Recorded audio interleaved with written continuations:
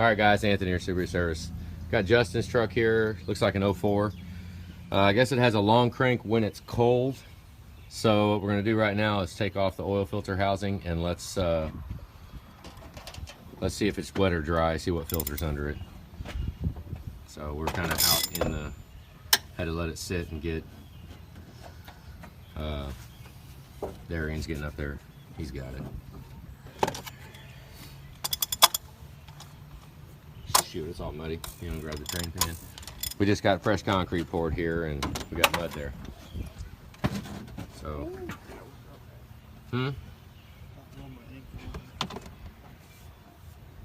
Let's do this real quick and we'll see what, see if it's wet. This is hard to do with one person.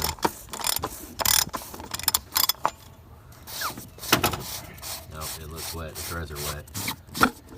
Nope, bone ash dry. All right. How far did it leak down? It leaked down about halfway. So we might be looking at a, no, just put it right back in. It'll be all right. So we got adapter flange or potentially drain back valve. You know, something's letting it drain back down. So hang on. I've actually seen a lot more of the deteriorated rubber on the, shit, I'm drawing a blank. On the bypass valve.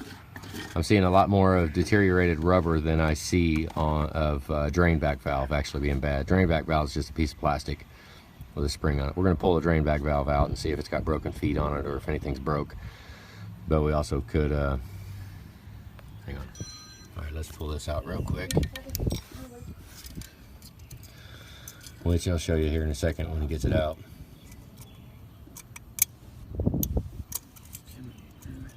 It's in there good.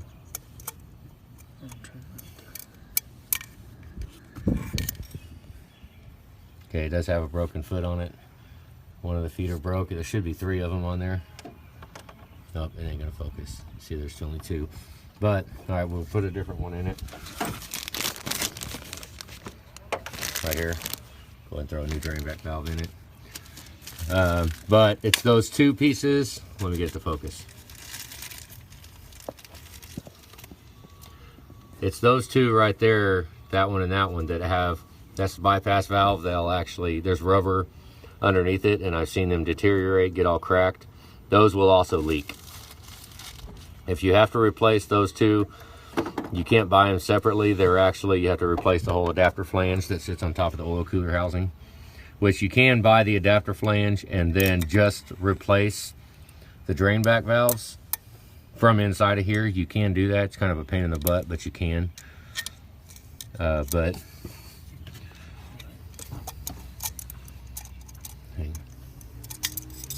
that off. Okay, we're gonna put a new one in it. Now, that's what sucks about doing these, to know if, or the standpipe could be cracked, causing it to leak down to a certain level. That could be it, but, or it could be the pump. Could be the pump leaking down. But let's see what we got. Hang on. All right, when it started with that, let's go ahead and do a let's do a cold start on it. Very low miles, 90,000 miles. Okay, we'll pull it away from here. We got underboost code and fan clutch. So no ICP codes. I know it's bright out here. ICP volts is all right. What we're gonna do is we're gonna kick it off, kick it back on, let the chatter start, and then I'm gonna try to show both of them. Let's see if low pressure oil corresponds. Make sure that it's, here we go. Let's watch ICP, see if an IPR, see if it maxes out. Ooh, that's different. Okay, we lost. We sure that ain't fuel? Because oil, it did max out. I know it's all freaking bright here. Let's watch for it to max out. There ain't no oil in it. Here we go. Still no low pressure oil, and it's dying. IPR did max out. Let's see if it's leaking. It's not leaking real bad. Watch how much it leaks down, how fast it leaks down. Here we go. IPR's maxed out. Alright, So now we've built low pressure oil. So we've got a low pressure oil delivery. Let's go here real quick and let's look at the injectors while we got a cold start going on.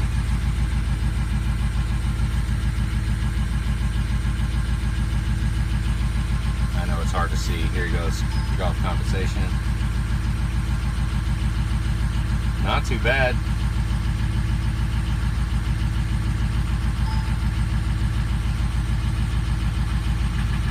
Oh, here's number 4. I don't even have compensation shut off.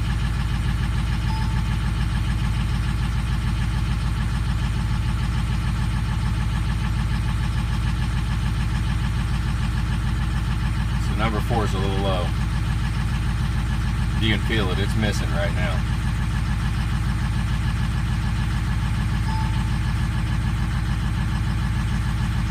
Just let it run a minute. There it goes, just cleared up. And came back.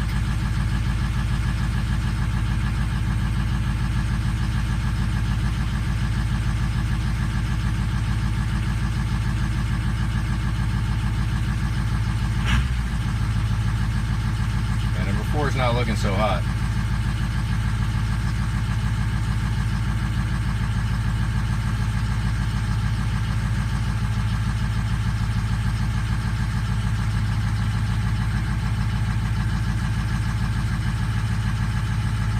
Still ain't looking good. Let me turn this around, hang on. Got a slight little clutch issue going on here. It's not stopping, it's not grabbing, it's not wanting to go into reverse very good, but it did. So watch, we'll go here, pull it forward just a little bit. Now watch. Okay, I'm dead stopped. Oh, no, it went in all right there. All right. Okay, that's not much better, but okay, 4 came back. Appears to be not bad. Even when I shut off the compensation, it's not too bad. So we just got a little bit of stiction with number 4. So, I mean, this could be a tough one to actually say what the issue is about as far as what's leaking. You know, I mean, something like this, you just don't even risk it and you go ahead.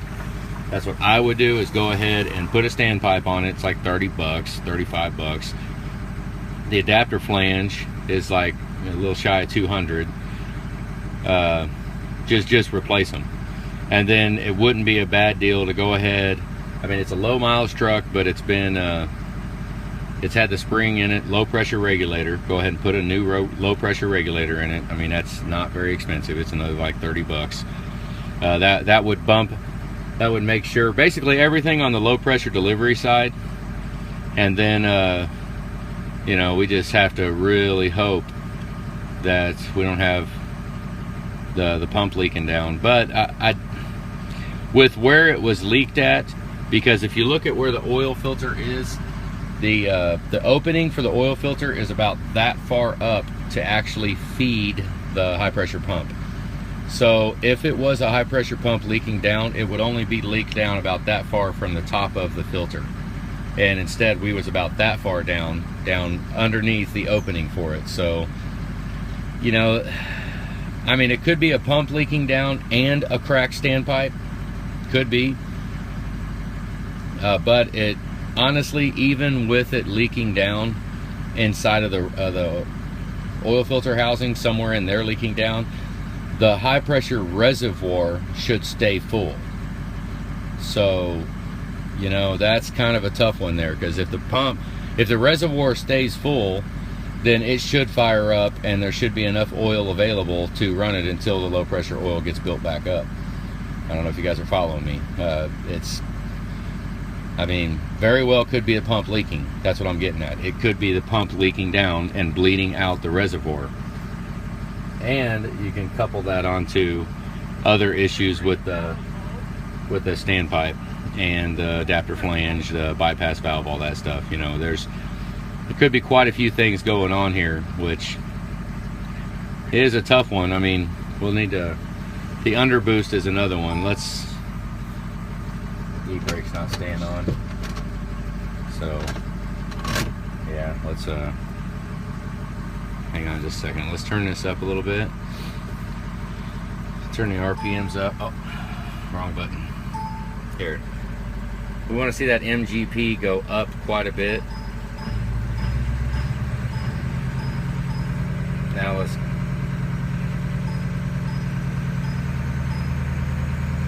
I mean, it's a little low.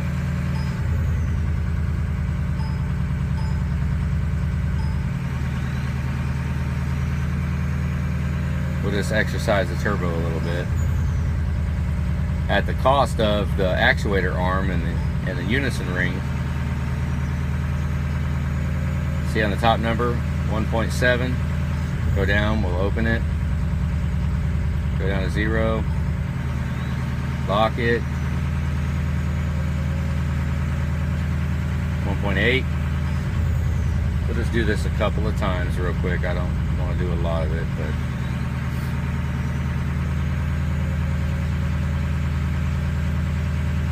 almost 1.9. So just a couple of cycles will lock it open. We'll free it up.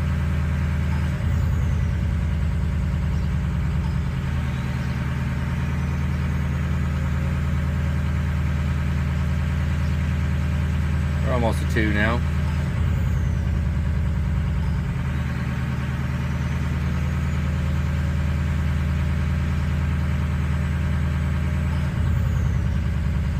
Still a little low, but that's to be expected with the 90,000 mile truck. It's done a lot of sitting around. So, I mean, a turbo clean is kind of a given when you get a low miles truck. The MGP is the one we're looking at. We want to be at like, I mean, honestly, like 2.3 would be really good. But sometimes pressures and everything get just right where you can get 3, which we're going to go ahead and let the VGT run.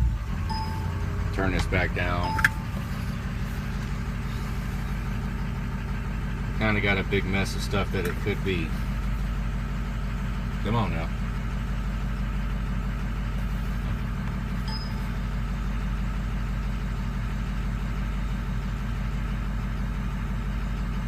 Alright, well, we got the cold start in, so let's go ahead and put a different drain back valve in it. I mean, it did have a broken foot on it, but I mean, as far as, you know, being a smoking gun for what the issue is, I don't know. I mean, because think about it when you guys change the oil.